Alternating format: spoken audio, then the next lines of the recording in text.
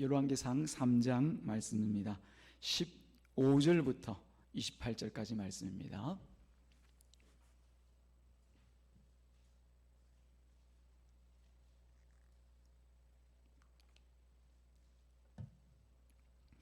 열왕기 3장 15절로 28절까지 말씀을 찾으시고 한 절씩 나누어서 교독합니다. 다 찾으신 줄 알고요. 15절 제가 먼저 읽습니다. 아직까지 못 찾으신 분은 자막을 참조하시길 바라고요. 15절 솔로몬이 깨어 보니 꿈이더라. 이에 예루살렘에 이르러 여호와의 언약궤 앞에 서서 번제와 감사 제물을 드리고 모든 신하들을 위하여 잔치하였더라. 한 여자는 말하되 내 주여 나와 이 여자가 한 집에서 사는데 내가 그와 함께 집에 있으며 해산하였더니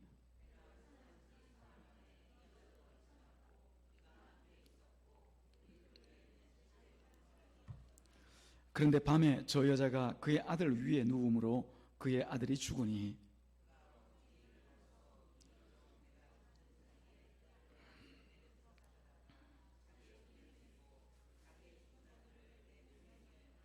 아침에 내가 내 아들을 젖먹이려고 일어나 본 적 죽었기로 내가 아침에 자세히 보니 내가 낳은 아들이 아니더이다 하매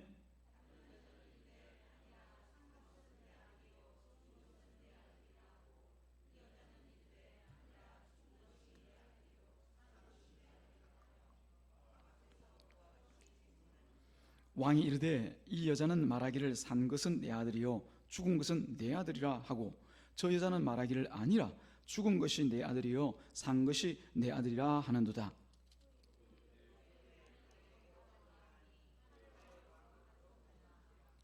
왕이 이르되 산 아이를 둘로 나누어 반은 이 여자에게 주고 반은 저 여자에게 주라.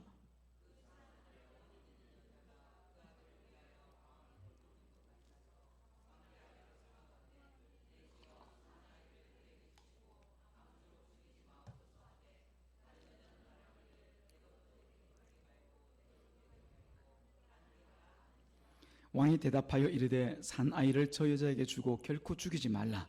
저가 그의 어머니이라 하매 온 이스라엘이 왕이 심리하여 판결함을 듣고 왕을 두려워하였으니 이는 하나님의 지혜가 그의 속에 있어 판결함을 보음이더라. 아멘. 하나님, 이 시간은 주님의 말씀을 듣는 시간입니다. 성령님께서 함께 하시오니 하나님의 말씀을 전하고 듣는 일에 주의 뜻과 같이 되게 하여 주옵소서. 예수님의 이름으로 기도드리옵나이다. 아멘. 이 사람들은 세상에서 살면서 수많은 일들을 경험할 때 그 일들에 대해서 알지를 못합니다. 그러다 보니까 자연적으로 이해할 수 없는 그 일들을 두고 늘 궁금증을 가지고 살아가죠.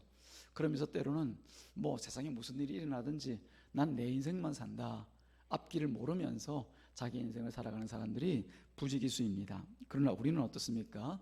하나님께 주신 그 은혜를 따라서 이제 이 성경의 말씀들을 통해서 모든 일들 가운데 범사에 계시는 그 하나님의 뜻을 우리는 알고 살아가죠.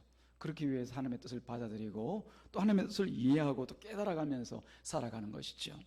이게 얼마나 큰 은혜인지 모릅니다. 세상 사람 자기 갈 곳을, 지금 일어나는 일도 모르는데 갈 곳을 어떻게 알겠습니까? 내일을 어떻게 알겠습니까? 그러나 저와 여러분들은 우리가 갈 곳, 그리고 가야 할 길들을 다 압니다. 무엇을 통해서요? 성경 말씀을 통해서요. 그러다 보니까 우리가 살아가는 그 길에도, 우리가 살아가는 그 모든 일에도 하나님의 뜻을 따라 살고자 하는 그 마음 중심이 이 세상 가운데 드러나게 되어져 있죠. 열왕기는 그런 의미에서 하나님의 관점을 잘 알아볼 수 있도록 우리 가운데 주어진 성경의 말씀입니다.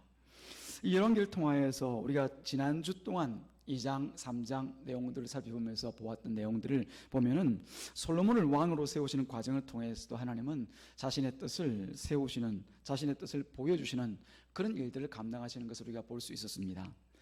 하나님께서 세우고자 하시는 그 하나님의 나라가 어떤 나라입니까? 첫 번째는 거룩한 공동체에 하나님과 함께하지 못할 것들을 제거하게 하십니다. 그 제거당하는 자들이 누구인가 보니까 왕자인 아도니아와 그리고 제사장인 아비아달, 군사령관 요압과 그리고 베냐민 지파에 속한 시므이라는 사람들이었습니다. 그런데 이 사람들에게는 공통적인 특징이 있었습니다. 첫 번째는 뭐냐면 바로 이 사람들은 하나님의 말씀을 가볍게 여기는 자들이라는 것입니다. 두 번째로는 이 사람들은 하나님께서 무엇을 말씀하셨는지 알매도 불구하고 그것을 고의로 거역하는 자들이라는 것입니다. 마지막 세 번째들은 이 사람은 세상에 속한 사람들과 같이 자기 욕심으로 가득 채워져 있는 세속적인 사람들이었다는 사실을 성경은 우리 가운데 증명하여 보여주고 있습니다. 이미 앞서 우리가 새벽기도 때나 또는 지난 주일 말씀을 통해서 나누었기 때문에 자세하게 제가 말씀드리지는 않겠습니다. 하나님께서는 이런 사람들을 공적으로 그냥 사사로이 은밀하게 제거하시는 것이 아니라 공적으로 왕의 명에 의하여서 하나둘 제거하시면서 하나님 나라가 나가야 될 그 방향을 제시하는 것을 우리가 보았죠. 그러나 다른 한 사람 바르실레라고 하는 사람은 그들과 달리 이스라엘 나라에서 귀히 여김을 받습니다. 이 사람이 어떤 사람이게요? 여러분 잘 알다시피 다윗이 압살롬의 난을 피하여서 이제 도망을 피난길에 오른 그런 때에 다윗을 찾아와서 진심으로 마음을 나누고 또 진심으로 그 물질을 나눈 사람이 바로 이 바르실레입니다. 그렇게 한 이유가 무엇 때문이겠습니까? 특별히 다윗과 미리 알고 지내던 사람이고 그랬어가 아니라 바로 이 다윗에게 주신 하나님의 약속을 알기 때문에 그 길에서 하나님의 헤세드, 하나님의 인자와 그 자비와 긍휼, 은혜를 나눈 것이죠. 이 사람은 바로 하나님의 약속의 말씀을 알기에 다윗을 향하여 그냥 지나치지 못하고 그 자리에서 하나님께 주시고자 하실 마음대로 마음을 나누고 또 물질을 나누어서 그의 피난길을 도왔던 그런 사람입니다. 또 한 가지는 이 사람이 이제 그 일을 두고 칭찬하고 이제 또 예루살렘에 올라가서 나와 함께 이 당신이 좀 큰 자리를 누리면서 살아가자. 그럴 때 이 바르실레는 자신의 본분과 그 직분을 지켜서 저는 그냥 이 자리에 있겠습니다. 제가 이처럼 나이 들어서 뭘 어떻게 하겠습니까? 그저 옆에서 짐이나 되지 않도록 이곳에 있기를 바랍니다. 자기 자리를 분명히 알고 하나님께만 영광을 돌린 사람이 바로 바르실레입니다. 그 바르실레가 하나님께서 자녀 손손들마다 복을 주셨던 것을 성경은 기록하고 있습니다. 분명히 이스라엘 나라에 제거되어야 될 것과 또 있어야 될 것에 대해서 하나님께서 열왕기 1장 2장을 통해서 말씀하시고 가르쳐 주셨죠. 이처럼 하나님께서 보여주시는 이 이스라엘 공동체의 길에는 하나님과의 관계에 있어서 가장 중요한 게 뭔가라고 하는 것을 분명하게 말씀하고 있습니다. 제가 힘을 줘서 지금 얘기했습니다. 여러분 들리십니까? 바로 하나님의 말씀인 것이죠. 말씀을 통해서 살고 말씀을 통해서 죽는, 그게 바로 하나님 백성들의 공동체, 즉 교회라고 하는 것을 성경에서 말씀하고 있는 거죠. 그러나 이 하나님의 말씀을 따른다고 하는 것이요, 결코 쉬운 것이 아닙니다. 누구에게나 그 연약함들이 있죠. 왜 없겠습니까? 그래서 그 연약함의 대표적인 인물로 하나님은 아이러니하게도 이 솔로몬을 세워서 보여주신단 말입니다. 솔로몬 같으면 그런 은혜를 경험하고 또 그런 과정을 겪었으면 오직 하나님의 말씀 따르고 쫓아야 되는데도 불구하고 말씀에 있어서 연약한 모습을 보이더라는 거예요. 누가요? 이 솔로몬이. 그것이 바로 3장에 나타나 있습니다. 그 연약함을 아시는 하나님께서 이 3장 말씀 전체를 통하여서 어떻게 이 솔로몬을 세워나가시는가, 그 신실하신 하나님이 어떻게 그 약속을 이루시는가에 대하여서 3장에 기록하고 있는 것이죠. 솔로몬은 3장 3절에서 보는 것과 같이 우리가 읽지는 않았지만 하나님을 사랑하는 그 마음은 변함이 없습니다. 하나님 사랑하죠. 또 자신의 아버지인 다윗이 자기에게 부탁한 유언처럼 유지로 남긴, 네가 꼭 이 말씀을 따라 살아야 된다, 아니면 나 안 돼, 내가 그렇게 살았던 것처럼 너도 하나님의 말씀을 붙들고 쫓아서 살아야 돼, 그런 말씀을 들을 때 그 말씀을 지키고자 하는 마음, 그 유지를 따르고자 하는 그 마음이 있습니다. 그런데도 이 솔로몬이 하는 일은 그렇지가 않더라는 거예요. 1절 말씀에 있는 것과 같이 이 솔로몬이 덜컥 애굽에 있는 공주를 데려다가 자기 왕비로 삼습니다. 그 이유가 무엇 때문이겠습니까? 깊이 생각할 것 없습니다. 힘 때문이죠. 힘.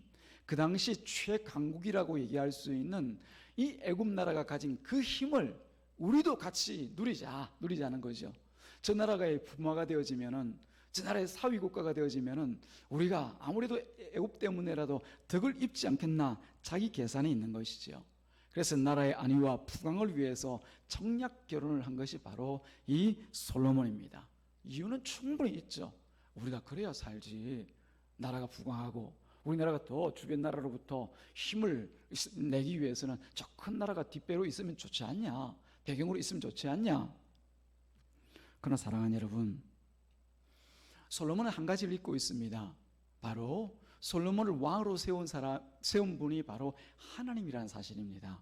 그러니까 하나님께서 이 솔로몬에게 영원한 그 배경이면 배경, 뒷배면 뒷배, 그리고 힘이라면 힘이 되어줄 분이 바로 이 하나님이신데도 불구하고 그 하나님을 두고 애굽을 자기 힘으로 배경으로 삼고자 했던 것이죠. 하나님의 말씀에서 떠나 있는 거죠. 하나님을 사랑하지만 다윗의 유지를 따라서 나 하나님 말씀대로 살래라고 하지만 그 삶에 있어서는 연약하고 미숙한 모습을 보이고 있는 것입니다. 아직까지 말씀을 읽지 않고 연약한 그런 솔로몬이죠. 앞으로 이 애굽에서 내려온 이 왕비를 통해서 일어날 그런 이스라엘 백성들의 어려움에 대해서는 생각하지 않습니다. 무엇보다도 하나님의 말씀 가운데 이방 여자와 결혼하지 말라고 하는 그 말씀을 지키지 않은 이 솔로몬을 볼 수가 있는 거죠. 또 한 가지는 2절 말씀에 있지 않습니까? 2절에 보니까 이 솔로몬이 산당으로 올라갑니다. 직접 그 백성들과 함께 산당으로 올라가서 제사를 하고 있더란 말입니다. 사랑하는 여러분, 제사는 어디서 드리는 건가요? 여호와 하나님의 언약궤가 있는 그 장소에서 드려야 됩니다. 비록 그때는 성전이 없기 때문에 성막만 차려놓고 예루살렘 다윗성에 그 여호와의 언약궤를 데려다 가지고 그 안치시켜 놓고 있지만 그 자리에서 예배를 드린 것이 맞거든요. 그런데도 불구하고 이 사람은, 이 솔로몬은 산당에 올라갑니다. 왜냐하면 백성들이 다 그렇게 하고 있으니까요. 하나님께서 뭐라고 말씀하셨는데요? 너희들은 가나안 땅에 들어가서 가나안 사람들의 그 관습과 같이 습관과 같이 그들을 따르지 마라. 그들은 산에 올라가서 높은 데 올라가면 내가 있을 줄 알고 그곳에서 신령한 자리를 마련해놓고 그 신들을 위해서 그곳에서 제사할 것이다. 그러나 너희 그렇게 하지 마라. 오직 여호와의 언약궤가 뭘 얘기합니까? 하나님의 약속이거든요. 그 백성들을 향한 하나님의 약속이 있는 그 자리였으면 예배를 드리라고 했는데 이 사람은 뭘 찾아갑니까? 신령해 보이는, 그래서 가나안 사람들이 올라간 것처럼 이스라엘 백성들이 따라 올라간 것처럼 그 산당에 올라가서 제사 지내기를 두려워하지 않고 하더라는 겁니다. 뭐 때문에 그런 거예요? 하나님을 사랑하지만 다윗의 그 유지를 받들고 싶지만 여전히 이 말씀에 있어서 무지하고 미진하고 미숙하고 연약하기 때문에 그런 것이에요. 성경은 그런 솔로몬을 이끌어 가시는 하나님의 은혜를 보여주시는 것이 바로 4절 이하의 말씀에 있습니다. 그 예가 바로 기브온 큰 산당에서 드린 그 제사입니다. 솔로몬은 큰 산당이 있는 기브온으로 가서 제사합니다. 큰 산당이라니까 그 규모가 엄청난 것을 알 수가 있죠. 기브온 그 꼭대기, 기브온 산에 있는 그 꼭대기를 잘라 만들어서 크게 제단을 조성합니다. 그리고 그 사람이 많은 사람들이 모여서 크게 제사를 드릴 수 있도록 가나안 백성들이 아주 좋아하는 그런 산당입니다. 그 큰 산당으로 이 솔로몬이 올라가서 이제 그곳에서 제사를 드리는데 보니까 그 규모가 엄청납니다. 소위 1,000번제. 뭐 우리 교우들은 그런 뭐 착각 오해하시는 분 아니시겠죠, 그죠? 뭐 이걸 뭐 1,000번, 1,000번의 제사다 이렇게 해가지고 뭐 한 번, 두 번 따져가면서 막 제사하고 헌금도 하고 하면서 그런 미신적인 일하는 것을 우리 교회 교우들이 할 일이 아닙니다. 1,000마리의 번제를 하나님 앞에 올려드린 거예요. 1,000날을 나누어서 1,000번을 제사한 것이 아니라 바로 1,000마리의 번제물을 하나님 앞에 하루 동안 올려드린 것이에요. 물론 하루 이상이 되었을 수도 있죠. 기간 나와 있지 않으니까요. 한 번의 제사를 통하여서 1,000마리의 제사를 올려드린 것이죠. 한 마리 한 마리 따져서 1,000날 동안 드린 것이 아니라, 그러니까 여러분 한번 생각해 보십시오. 이 제사의 규모가, 이 예배의 규모가 얼마나 엄청났을 것인가라고 하는 거죠. 그래서 다윗성이 아니라 아마 일부러 큰 산당이 있는 기브온 산으로 올라갔을 거예요. 그러면서 이 1,000마리 제물을 들여서 한 번에 그 큰 제단에 올려드립니다. 거대하고 엄청나고 대단한 규모의 그런 제사가 아닐 수가 없지요. 그런데 여러분 한번 생각해 보자고요. 이 솔로몬이 백성들 앞에서 이런 엄청난 제사를 드리는 그 마음 가운데 어떤 마음이 있을까요? 아마 복잡한 계산이 있지 않았을까요? 그냥 아무 이유 없이 하나님 나 사랑하니까 이런 제사를 어디서든 드릴 수가 있죠. 근데 지금 작정하고 드리는 거잖아요. 1,000마리나 제물을 잡아서, 그것도 기본 큰 산당에 올라가서 계산이 있었겠죠. 왜 없었겠습니까? 어떤 계산일까요? 첫 번째, 하나님께서 자신의 그런 헌신을 보고 그런 정성과 열심을 보고서 감동하기를 바랐던 그런 계산은 아니었을까라고 하는 거죠. 누구도 드릴 수 없는 그 제사 저 드립니다. 하나님 보시잖아요. 보시죠. 저 이렇게 대단한 엄청난 규모의 제사 드립니다. 하나님 이 헌신 보고도 그냥 가만 계실래요? 저 복을 좀 주셔야 되지 않겠습니까? 이런 마음이요. 두 번째는 그 백성들 앞에서 드러내고 싶은 계산이 있습니다. 내가 너희들 누구도 하지 못하는 이런 엄청난 제사를 드릴 때 너희들이 어찌 나를 안 따라올 수 있겠냐? 너 뭐 예배 드린다고 그래봐야 기껏 뭐 소 한 2마리 3마리 데려와가지고 예배 드리는 거 그거 2,000마리 제사에 비해서 너희들 뭐 그게 비교가 되겠냐? 나를 따르라. 너희들 나 존경할 만하지? 나 따를 만하지? 그런 거죠. 이 두 가지를 통하여서 하나님 앞에 드려지는 제사를 볼 때 하나님께서 그 제사를 온전히 받으시겠습니까? 그것이 아니죠. 이것은 하나님을 향한 헌신이 아니라 사실은 이 솔로몬의 허영이었습니다. 허영이었습니다. 이런 솔로몬의 모습은 하나님께서 원하시는 그 신앙의 모습이 아니죠. 왜냐하면 그 마음의 동기부터 어디에? 하나님의 말씀에서 벗어나 있었기 때문에 그런 거예요. 하나님은 일찍이 어디에서 예배를 드리라고요? 언약궤가 있는, 즉 약속이 있는 그곳에서 예배를 드리라고 했는데 큰 산당 찾아 올라갑니다. 하나님께서 언제 사람의 열심과 정성을 보시겠다 말씀하셨습니까? 오직 보시는 것은 하나였습니다. 무엇입니까? 여러분 대답해 보십시오. 뭘 보셔요 하나님은? 말씀대로 순종하는지를 보시지 않습니까? 다 그렇게 대답하셨죠? 하나님 보시는 것은 뭐 몇 말을 갖다 바치고 얼마나 정성을 갖다 바치고 뭐 얼마나 손바닥을 비비느냐 이게 아니라 네가 과연 내 말씀대로 행하느냐 그것을 하나님은 보신단 말입니다. 그렇게 볼 때 이 솔로몬의 제사는 그 한마디로 처음부터 하나님의 말씀에 벗어나 있는 그런 헛제사가 아닐 수가 없습니다. 사랑하는 여러분, 하나님은 사람의 정신이나 열심을 원하지 않고 단지 하나님의 말씀대로 행하는, 다시 말씀드린 순종이잖아요. 순종, 복종이잖아요. 복종. 이것만 원하신다는 사실을 여러분들이 기억하시기 바랍니다. 그렇게 할 때 하나님은 기뻐하시고 또 우리 가운데 찾아오시고 우리 가운데 교제하기를 원하시는 분이 우리 하나님이십니다. 그러나 이 연약한 모습을 보이는 솔로몬을 보시고도 하나님은 신실하신 분이십니다. 왜 신실하십니까? 왜 그런 거예요? 그냥 보니까 대단해 보여서 그런 거예요? 아니요. 약속이기 때문에. 어디 있는 약속? 말씀에 하나님께서 그렇게 약속하셨기 때문에. 누구에게요? 다윗에게요. 다윗에게.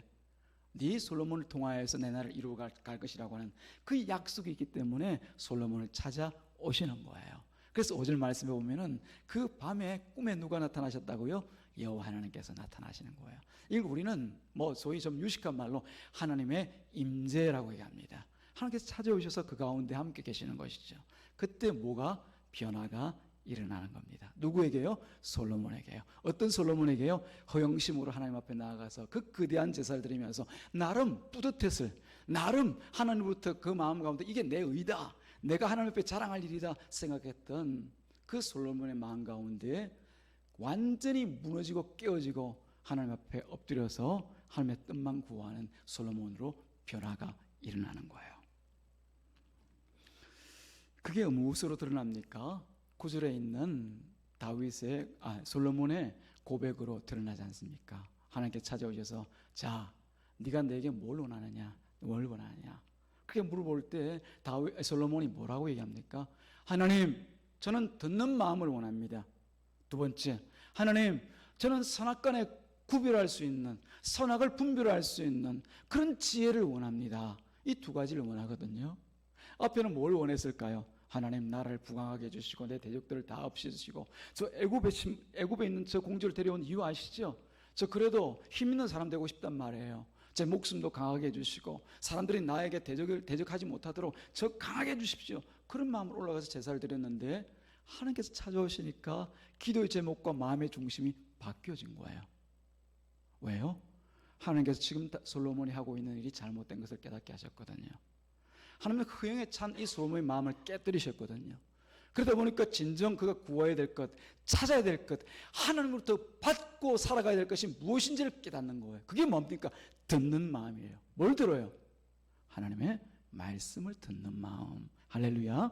하나님 말씀을 듣게 하옵소서. 두 번째는 선악을 구별할 수 있도록 지혜를 주옵소서. 거기서 선악은 뭡니까? 재판장에 나가서 옳고 그름을 구별하는 거예요? 아니요, 아니요. 그건 조금 지식 있고 지혜가 있는 사람들은 다 그 선악 구별하면서 뭐가 옳다 그러다 땅땅 언도 내릴 수 있습니다. 선고할 수 있습니다. 지금 다윗이 솔로몬이 구하고 있는 이 선악을 아는 마음, 구별할 수 있는 그것은 바로 하나님의 뜻과 하나님의 뜻 아닌 것을 구별할 수 있도록 내게 은혜를 베풀어 주옵소서. 그런 지혜를 내게 주옵소서. 그렇게 구하고 있단 말이에요. 변화가 일어났습니까? 변화가 일어나지 않습니까? 무엇을 통해서요? 하나님께서 임재하시니까. 임재하시니까. 이는 곧 솔로몬이 자신의 허영을 채울 것을 이제 구하지 않은 것을 말씀하고 있습니다. 하나님께서 진정 무엇을 원하시는지를 깨닫고 그 앞에 나가서 저는 이 말씀에 미숙하고 연약한 자이오니 제가 하나님도 사랑하고 3절에서 고백한 것과 같이 우리 아버지 말을 따라서 제가 그 유지를 따라서 정말 하나님의 말씀만 듣고 그 일에 순종하며 살고 싶습니다. 근데 보니까 제가 너무나 이렇게 하나님의 말씀에 미약하고 연약하네요. 이제 주님의 말씀 듣는 마음을 주시고 그 선악을 하나님의 말씀을 구별할 수 있도록 저에게 지혜를 좀 주세요. 하나님께서 응답하시잖아요. 하나님께서 응답하시니 그 지혜를 주시겠다고 말씀하십니다. 그러면서 하나님께서 더 한 가지를 말씀하시죠.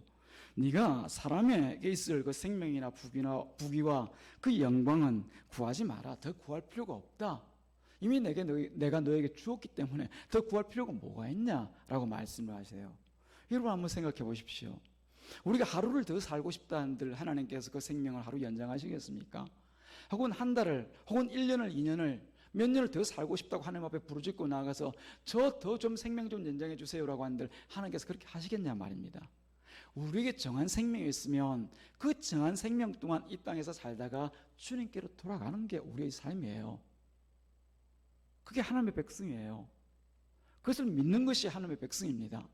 우리에게 주어진 재산과 물질들 또 내 자녀들, 내 가정 하나님께 아무리 이렇게 되게 없어서 저렇게 하게 하여 주옵소서 말하고 구한다 하더라도 하나님의 정하신 그 범위 안에 있는 거예요. 그것을 우리가 알지 못하면 날마다 구하고 구하는 것이 주여 잘되게 하옵소서, 저 잘되게 해주시고 건강 주시고 생명 주시고, 생명 주시는데 어떻게 해요? 더 건강한 몸으로 오래오래 살 수 있도록 도와주시고, 물질도 요만큼 주시고 저만큼 주시고, 각자 또 바라는 게 다 달라요. 사람에 따라서 어떤 사람은 또 이걸 또 원하고 어떤 사람은 저렇게 다 각양각색의 이름으로 주님 앞에 나가 기도한단 말이에요. 그거 하지 말라는 겁니다.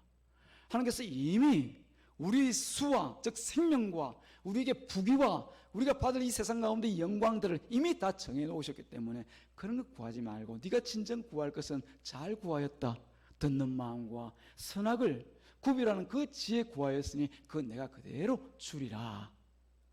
할렐루야. 그게 바로 기본 산당에서 나타났던 하나님의 은혜예요. 은혜예요. 미숙하고 말씀에서 연약한, 그래서 자기 허영심에 들떠서 그 크고 대단한, 세상 사람들이 보면 깜짝 놀랄 그 제사를 드렸던 하나님께서, 그 제사를 드렸던 솔로몬에게 하나님께서 나타나셨던 그 놀라운 은혜인 것이에요. 그런 하나님을 깨닫게 하시는 그 지혜를 받았는데, 그러면 그 지혜가 어떻게 드러났는가? 15절 말씀에 기록되어 있지 않습니까? 15절 말씀 다시 한번 읽어볼까요? 시작. 솔로몬이 깨어보니 꿈이더라.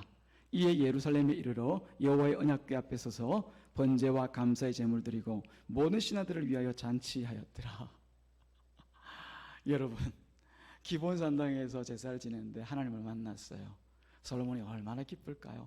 아니 뭐 내용은 다 차치하고 그냥 얼마나 기뻤을까요? 그럼 그 자리에서 어떻게 제사를 드리겠습니까? 보통 우리가 상식적으로 얘기하자면, 야 1000마리 드리니까 하나님께서 내게 나타나시더라.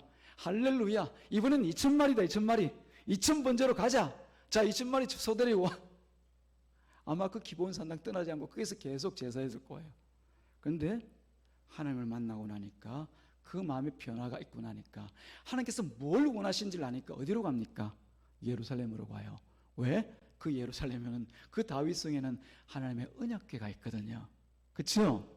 그 언약궤 앞에서 예배를 드린단 말입니다. 변화가 일어난 겁니다. 그래서 15절 말씀 보니까 이에 예루살렘에 이르러 여호와의 언약궤 앞에 서서 번제와 감사의 제물을 드렸더라. 변화가 일어난 거예요. 1000마리, 2000마리가 아니라 크고 엄청난 웅장한 그런 예배가 아니라 마음을 다하여서 그 말씀을 의지하여서 하나님 앞에 예배 드리더라 말입니다. 이 말씀을 여러분들이 잘 이해를 하시기 바랍니다. 흔히 세상에서 얘기하는 것처럼 그런 제사가 그런 일을 위하여서 솔로몬이 하나님 앞에 나아가서 주옵소서 주옵소서 하니까 이것도 주고 저것도 주고 이런 미신적인 내용을 담고 있는 게 아니에요. 그건 하나님의 나라는 미신의 나라가 아닙니다. 하나님의 뜻을 이루는 나라이지 결코 우리가 생각하고 바라는 것 마음대로 이루어주는 그런 나라가 아니더라는 겁니다. 그러면 이제 하나님께서 솔로몬에게 지혜를 주셨으면 그 지혜가 어떤 지혜인가를 이제 말씀하실 순서입니다. 그래서 3장에서 16절 이하에서 그 하나님의 지혜가 어떤 지혜인지를 증거하고 증명하십니다. 성경이요 그냥 사건 사나를 그냥 꿰다 붙여가지고 그냥 이것저것 그냥 짜집게 해가지고 만들어 놓은 그런 성경이 아니라 전부터 끝까지 일관된 하나님의 뜻을 깨달아 알게 만들어 주시는 것이 성경이거든요. 그래서 앞에 지혜를 주셨다면 그 지혜가 뭡니까? 묻는 사람이 있을 거 아니에요. 여러분들 물어보실 거 아니에요.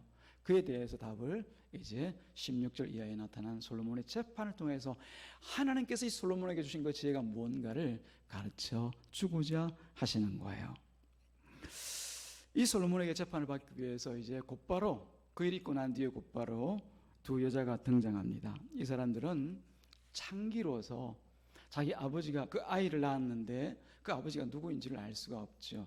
그러다 보니까 뭐 나중에 보면은 이 아이가 누구 아이냐고 얘기할 때 그 아버지가 나타나서 이건 내 아들입니다. 이거 내가 본 아들입니다. 이렇게 말하지를 못하고 서로만 아는 그런 상황이에요. 3일을 걸러 3일을 틈을 주고 각각 아들을 낳았는데 우리가 잘 아는 것처럼 그 중에 한 여자는 아마 아이를 젖먹이고 이렇게 양육을 하려다 보니까 아마 막 몹시 피곤했겠죠. 그래서 몸을 돌리다가 아이가 실직사를 해서 죽어버려요. 근데 이 사람이 그렇게 있지 않고 그 상대방 여자, 다른 여자의 품 안에 누워있는 아이를 보면서 그 밤에 살짝 가서 그 아이를 바꿔놓는단 말이죠. 자기는 살아있는 아이로 그 여자의 품에는 죽은 아이로.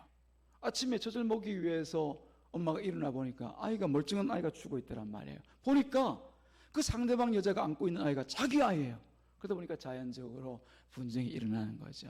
한 여자는 처음부터 그럴 마음으로 그 아이를 가져와서 자기 품에 안고 있고, 한 여자는 아니야 네가 안고 있는 그 아이가 내 아들이야. 너 왜 내 아이 빼앗고 그러고 있어?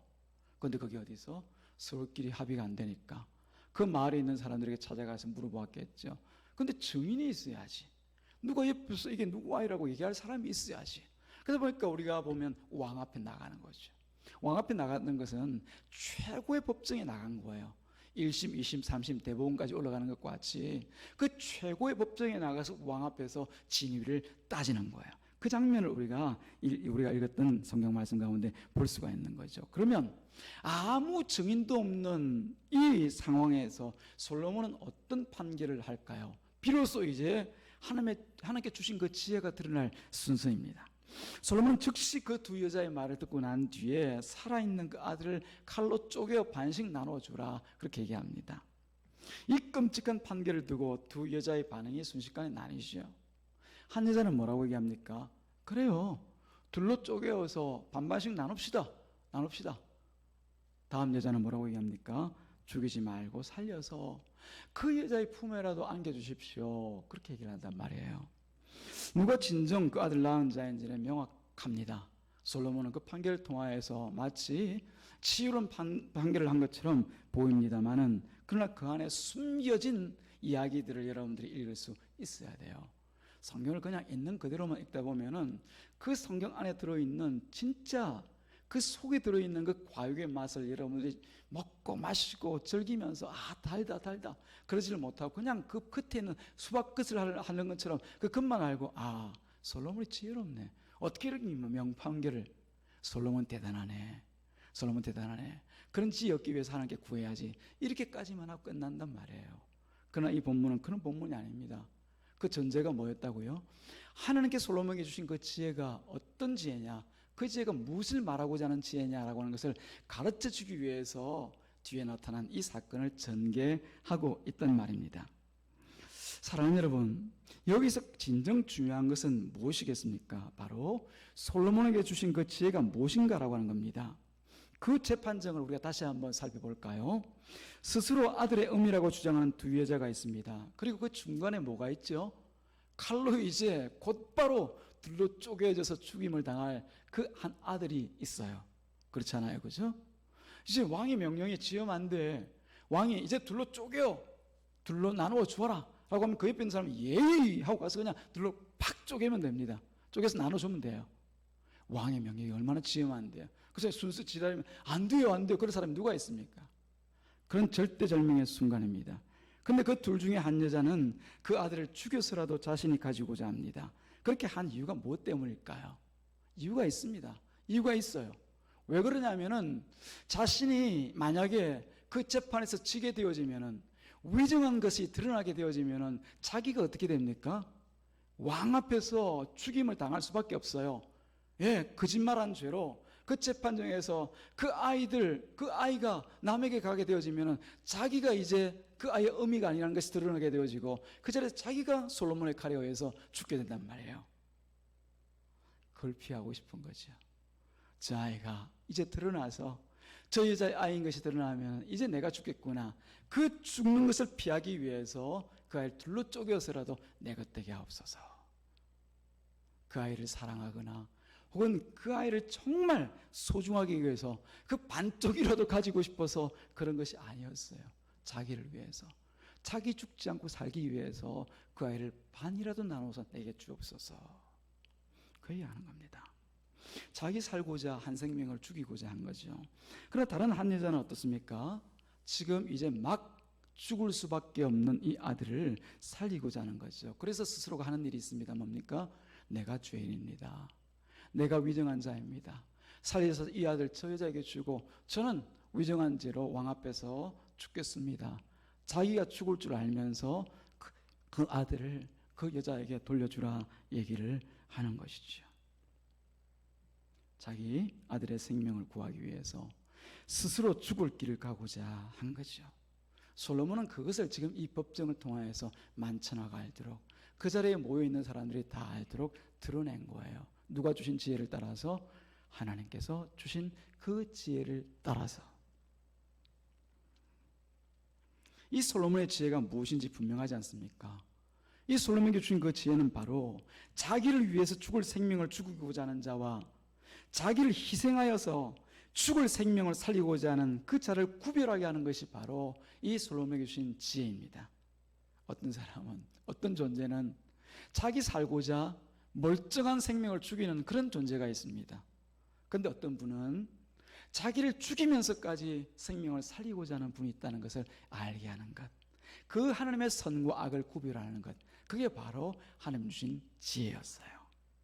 이것은 곧 죽을 우리 생명을 위해서, 우리 생명을 구원하기 위해서 오실 그 메시아를 미리 보여주는 그 지혜라고 볼 수가 있는 거죠.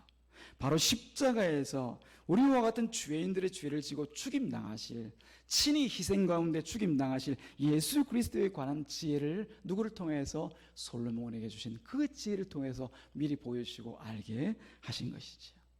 그러므로 이 솔로몬에게 주신 하나님의 백성을 다스릴 진정한 지혜는 무엇입니까? 바로 우리와 같은 죄인을, 저 이스라엘 백성들과 같은 그 죄인들을, 솔로몬과 같은 말씀에 미약하고 연약한 자를 죽이지 않고 살리고자 하시는 그 하나님을 알게 하는 것, 그게 바로 하나님의 지혜였습니다. 자기를 위하여서 살릴 아이를 죽이고자 하는 자가 누구인지를 알게 하는 것이 바로 하나님의 지혜였습니다. 누구입니까? 바로 우리의 이전 아버지였던, 우리의 아비가 됐던 사탄이 누구인지를 알게 하는 것이 바로 하나님의 지혜인 것이에요. 마냥 속어만 살지 말고, 마냥 넘어지고 실족하여 살아가지 말고, 이 두 존재가 어떤 분이고 어떤 놈인지를, 죄송합니다, 어떤 존재인지를 깨달아 알고 살아라고 하는 것이 바로 하나님의 지혜의 말씀인 것이죠. 죽을 수밖에 없는 우리 인생들을 살리고자, 오히려 자신이 희생제물이 되고자 하시는 이 하나님의 그 마음을 이스라엘 온 백성들에게 가르치고자 솔로몬에게 지혜를 주시고 그것을 이 재판을 통하여서 드러나게 하신 것이죠.